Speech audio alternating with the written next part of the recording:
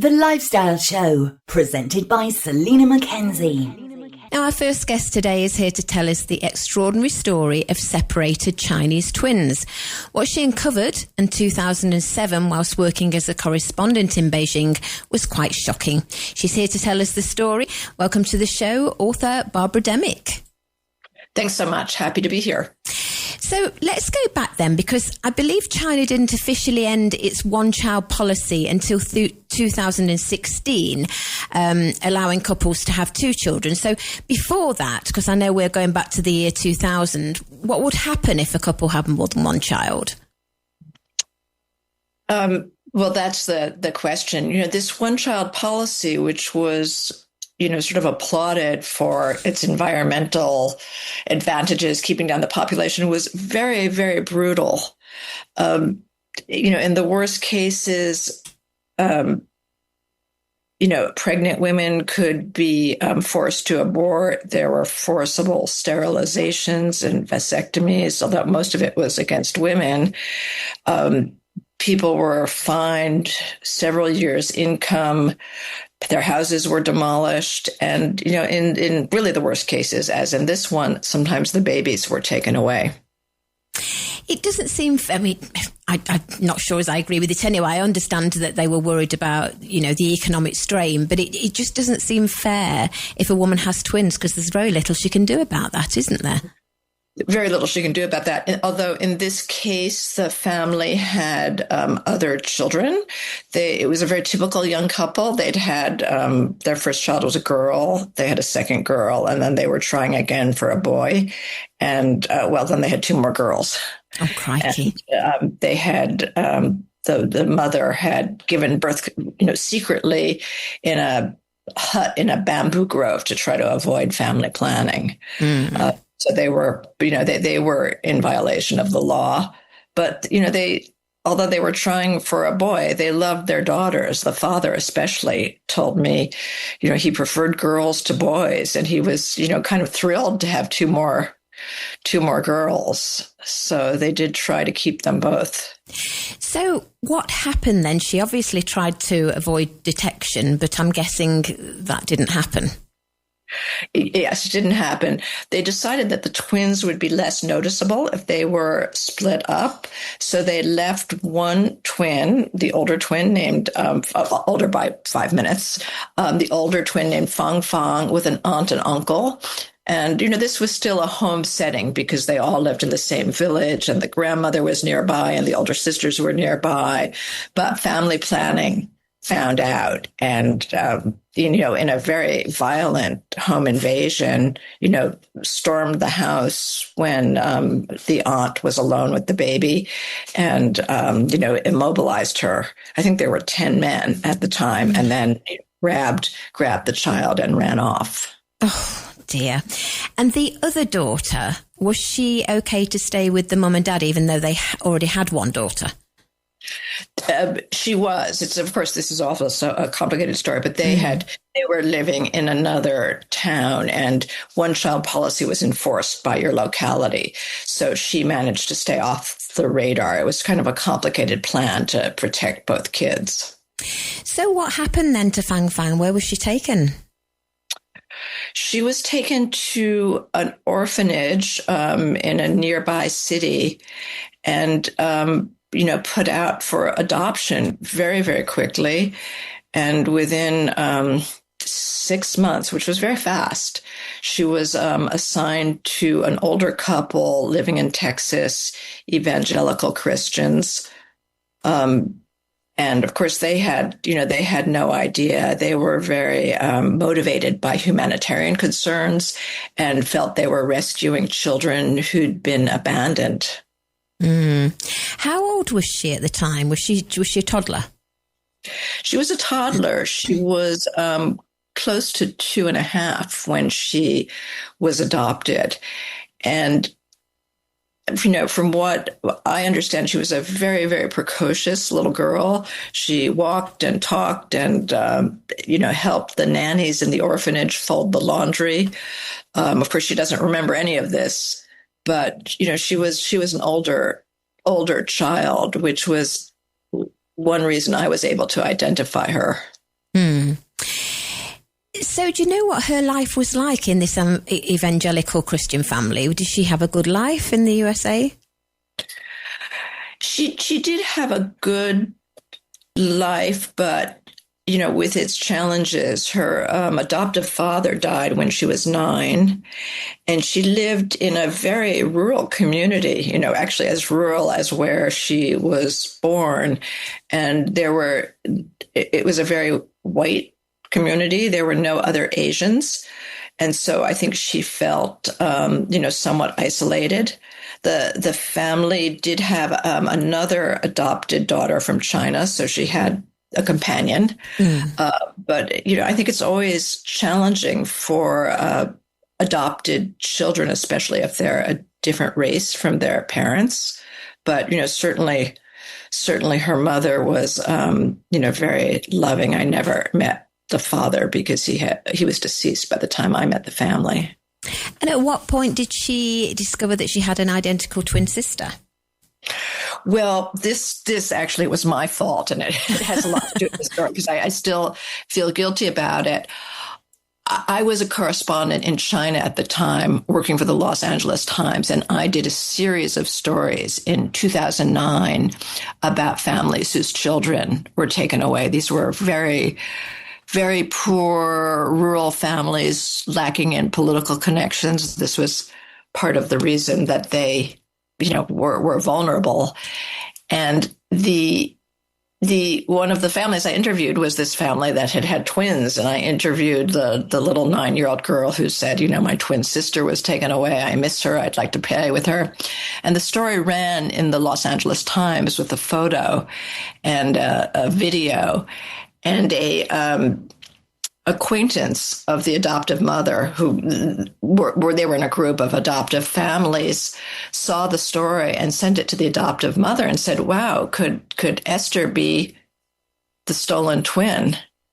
And the mother, opened her email and saw the photo of the little girl who I'd interviewed and said, "Oh my God, that looks like my daughter."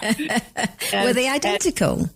Yes, they're twins, and they looked very much alike at that time. And she panicked, and she was really afraid of what her daughter would find out. And they were still in grief. The father had just died, so she, tried to keep it a secret. But this little 9-year-old girl was a very smart little girl and a wee bit naughty, and she knew something was going on, and she looked at her mother's text messages on her phone and then admitted, I know I am the stolen twin.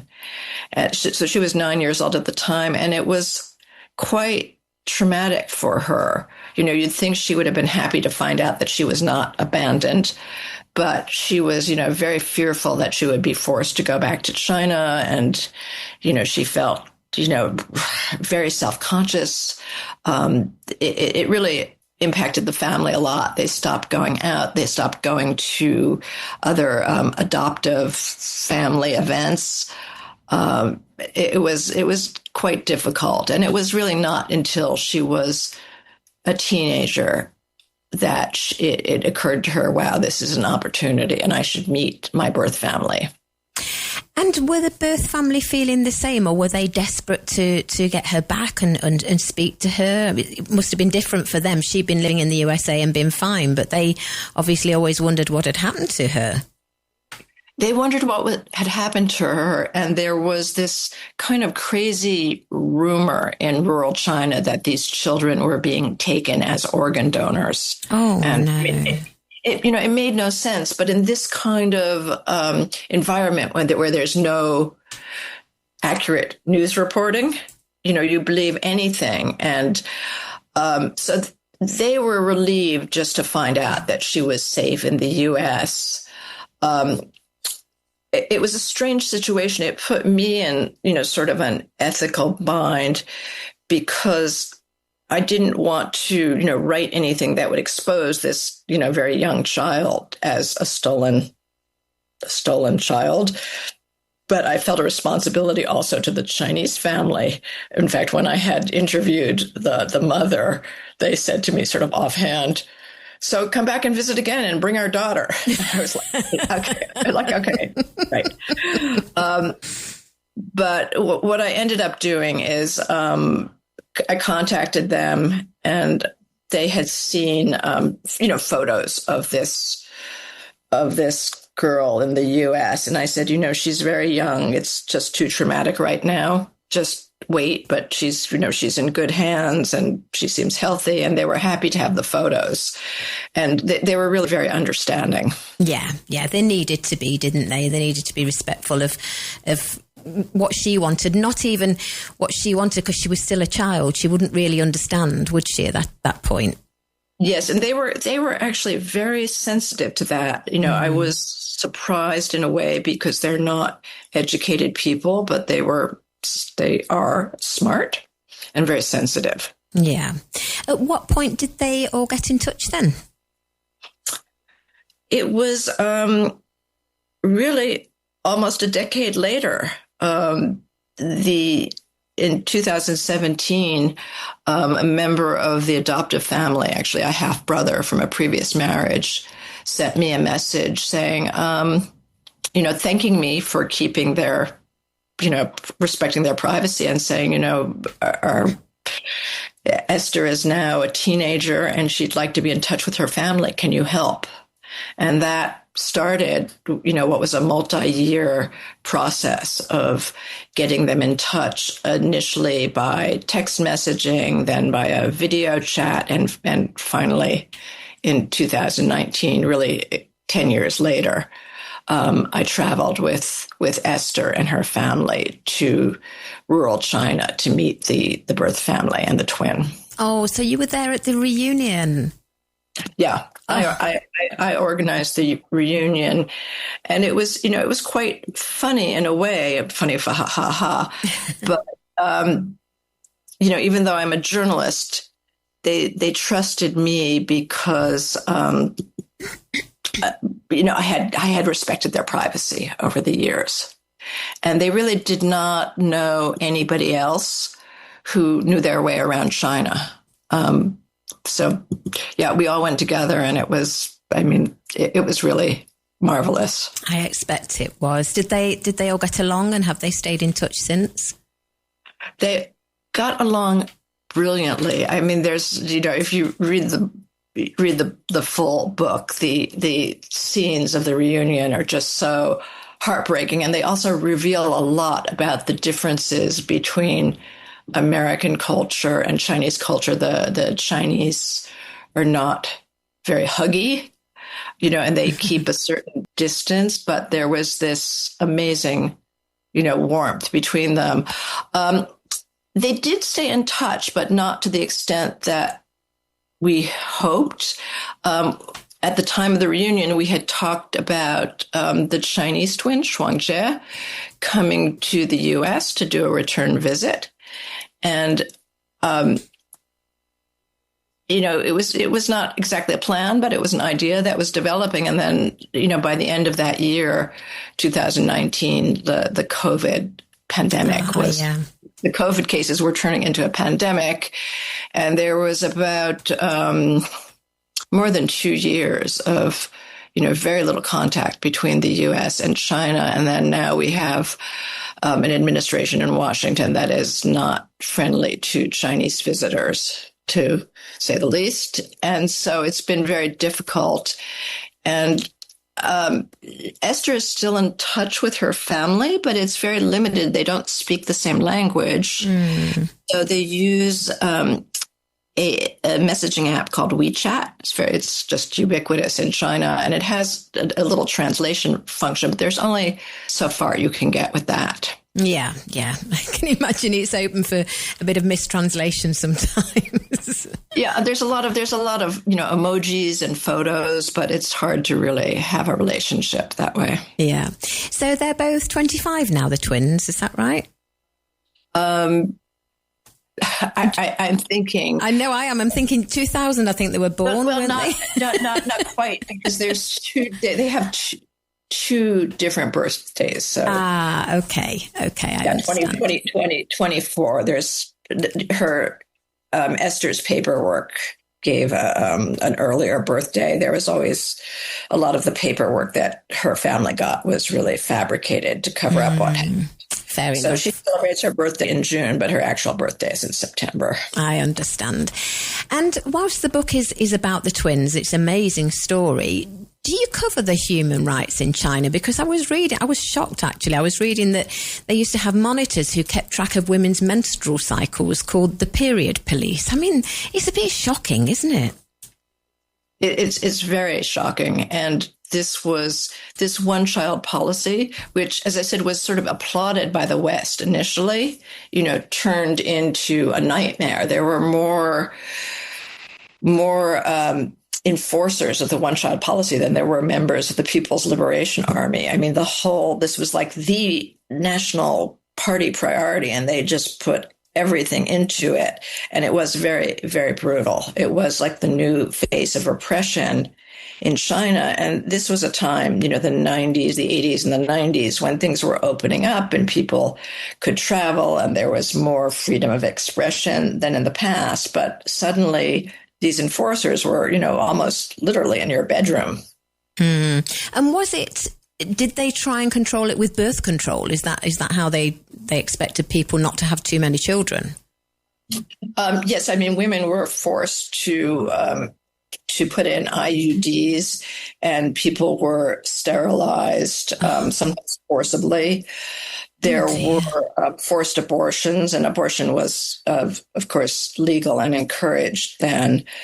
But people got pregnant, and there were many cases where a young couple would get pregnant and decide, okay, well, we're getting married anyway, but because they hadn't registered their marriage at the time of pregnancy, it was still considered an illegal birth. Oh, and some of the cases, because I wrote about many of these cases where children were taken from their families. And, some of them were firstborn children. Some of them were adopted children, adopted by childless families in China. They looked for all sorts of reasons to take the child.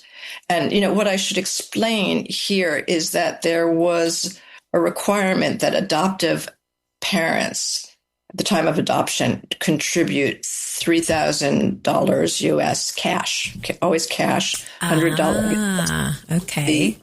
The orphanages, which were state run. And the corruption was not in Beijing. It was, at the local level. I will give the Chinese government credit for that. And these orphanages, which were part of larger social welfare centers, were very poorly funded. So they really needed that $3,000. Of course, some was frittered away by corruption, of course, but, they needed the money. And so this became a whole system where they needed to procure the babies. And it started really after maybe 2000. And you have to talk a little bit about economics here, because China was getting immensely wealthier. Rural China, rural incomes had increased multiple fold, and women were working in the factories, and Chinese families weren't willing to give up their daughters anymore. They were willing to pay the fines, or they were willing to fight. And at the same time, in the West, not so much the UK, but in the US and some parts of Europe, people were desperate for healthy, adoptable children. And the Chinese baby girls had become the choice adoptees. They didn't have any kind of fetal alcohol syndrome. Their mothers were healthy, very unlikely to use drugs or smoke cigarettes. They came from poor families. So everybody wanted a Chinese baby girl, and it was supply demand. The supply chain ran out. So they needed these babies. And that's really where the stealing of the babies began. We just don't know how lucky we are, do we? Yeah. Exactly. Different world. Well, the book is out on Thursday. It's called Daughters of the Bamboo Grove, China's Stolen Children and a Story of Separated Twins. It's by Barbara Demick, who we're chatting to now, and you can pre-order it from our website, tre.radio. Barbara, I know you've written other books on a similar ilk. do you have a website if people want to find out more? Sure. I'm barbarademick.com, and I'm not great at updating my website, but I have written some other books, one about Tibet and one about North Korea. And, interestingly, UK readers have been my mainstay. I guess that you have a country of readers. I think it's fascinating stuff for us. I really do think it's fascinating. It's sort of these Asian countries are ones that we don't understand and we want to. Well, I try to write in an accessible style. When I wrote both of these books, I was teaching university students, but I really wanted them to be accessible to young people and older people who, weren't experts in these regions. And I think this book, will give you quite a tour through rural China. Sorry about that. That's New York. But I think this book will give you quite a tour through rural China, and it's a pretty quick read. Excellent. Well, Barbara, thank you so much for joining us on today's show. Okay. Thank you so much. Bye-bye. Bye.